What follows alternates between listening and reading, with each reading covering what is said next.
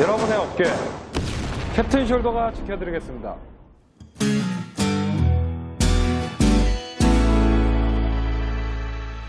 네, 안녕하십니까. 연세한간병원에서 어깨를 포함한 상체를 담당하고 있는 정형외과 전문의 김주영 원장입니다. 이번 시간에는 비교적 흔한 팔꿈치 질환 테니스 엘보와 골프 엘보에 대해서 알아보도록 하겠습니다. 팔꿈치를 보게 되면 바깥쪽과 안쪽에 뼈가 튀어나온 부분을 아파하시는 분들이 생각보다 많으신데요. 이 부분이 해부학적으로 상완골의 외상과 그리고 내상가가 되겠습니다. 이 뼈가 튀어나와 있는 부분에는 여러 힘줄들이 부착하게 되는데 이 힘줄들이 과사용하게 되면 손상이 일어나게 됩니다. 충분한 휴식을 통해 회복이 된다면 문제가 없겠지만 회복이 잘 되지 않고 또 퇴행성 변화까지 동반된다면 지속적으로 통증이 발생하게 됩니다. 이를 이제 해부학적 위치에 따라서 외측상과에 생기면 외측상과염, 테니스를 칠 때 잘생긴다 해서 테니스 엘보라고 불리게 되고요. 내측상과에 생기게 되면 내측상과염 또는 골프 엘보라고 불리게 되겠습니다.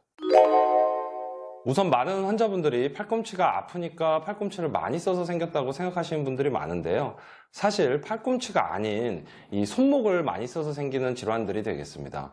다음 그림을 보시면 팔꿈치의 바깥쪽인 외상과 부위에는 다음과 같은 여러 근육들이 힘줄이 돼서 부착하게 되는데 이들은 대부분 손목을 손등 쪽으로 젖히거나 손가락들을 펴주는 동작을 가능하게 해주는 근육들이 되겠습니다.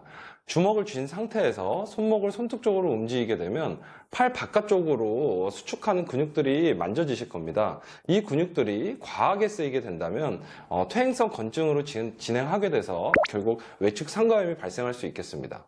반대로 이 내측 상과에는 손목을 바닥 쪽으로 젖히거나 손가락을 굽히게 해주는 근육들이 힘줄이 돼서 이제 부착하게 되고 이걸 반복적으로 움직여 보시면 아까랑 반대로 팔 안쪽에 이 근육들이 수축하는 것을 볼 수 있습니다. 이 내상과에 퇴행성 건증이 일어나는 질환이 바로 내측 상과염이 되겠습니다. 사실 테니스의 경우에는 백워드로 많이 치는 운동이 되기 때문에 손목을 손등 쪽으로 젖히는 동작이 많습니다. 그렇기 때문에 외측 상과염이 잘 생긴다 해서 테니스 엘보라고 불리는 것이고 골프의 경우에는 손목을 아래쪽으로 손바닥 쪽으로 젖히는 동작이 많아서 내측 상가염이 잘 생긴다 해서 골프 엘보라고 불리게 되지만 사실은 이것들은 정식 의학적 명칭은 아닙니다. 네, 사실 테니스나 골프 같은 운동을 전혀 하지 않아도 이러한 외측 상가염이나 내측 상가염은 발생할 수 있습니다. 사람은 살아가면서 생활을 하게 되고 무조건 손목이나 팔꿈치를 쓰게 됩니다. 예를 들어 무거운 물건을 들거나 심지어 사무실에서 키보드를 많이 치실 때에도 이러한 근육들은 계속 사용되기 때문에 한번 이런 데 염증이 생기게 되는데 그게 잘 회복이 되지 않게 되면 외측 상가염이나 내측 상가염이 진행될 수 있겠습니다. 보통 40대에서 50대에서 남성들보다는 여성들에서 더 잘 생긴다고 되어 있고 이 내측 상가염보다는 외측 상가염이 약 4배 정도 더 호발하는 것으로 알려져 있습니다. 증상들을 한번 알아볼 건데요. 우선 기본적으로 이 외측 상가부나 내측 상가부에 통증이 발생하게 되고 염증이 심한 경우에는 이 근육을 따라서 손목 방향으로 뻗치는 통증을 호소하게 됩니다. 특히 외측 상가염의 경우에는 손등이 위로 향하는 상태에서 물건을 들거나 손등 쪽으로 손목을 꺾었을 때 외측 상가부에 통증이 발생하게 되고 내측 상가염의 경우에는 반대로 손바닥이 위로 향하는 상태로 물건을 든다거나 손목을 아래쪽으로 꺾었을 때 내상가부 이 주변에 통증이 생기게 됩니다. 사실 증상이 매우 심한 환자분들 같은 경우에서는 이 주먹을 쥐는 악력이 떨어져서 세수하거나 문고리를 돌리는 것도 힘들어 하시는 분들도 계십니다. 외측 상가염과 다르게 내측 상가염의 경우에서는 해부학적으로 이 내상과라고 하는 요 뼈 뒤로 척골신경이 이렇게 지나가게 되는데 이 내측 상가염이 염증이 심한 경우에는 이 척골신경까지 염증이 퍼지게 돼서 이 신경염 증상까지 동반될 수 있습니다. 이때는 보통 요 네 번째 요쪽 방에 척척이라 그러죠. 이 네 번째 손가락의 요 바깥쪽과 다섯 번째 손가락의 저린 증상이 함께 발생할 수 있겠습니다. 우선 보존적 치료를 시행하게 되는데요. 약물치료, 물리치료, 주사치료, 체외충격파, 스트레칭 등이 있겠습니다. 기본적으로 증상을 유발하는 손목 동작들을 피하고 휴식을 충분히 취하는 것이 매우 중요하겠습니다. 예를 들어 운동을 많이 하시는 분들은 운동을 쉬어서 병변이 생긴 힘줄이 회복되도록 충분한 시간을 줘야 하며 물건을 들 때도 증상을 유발하는 동작을 반대로 해줌으로써 힘줄에 무리가 안 가게 하는 것이 중요하겠습니다.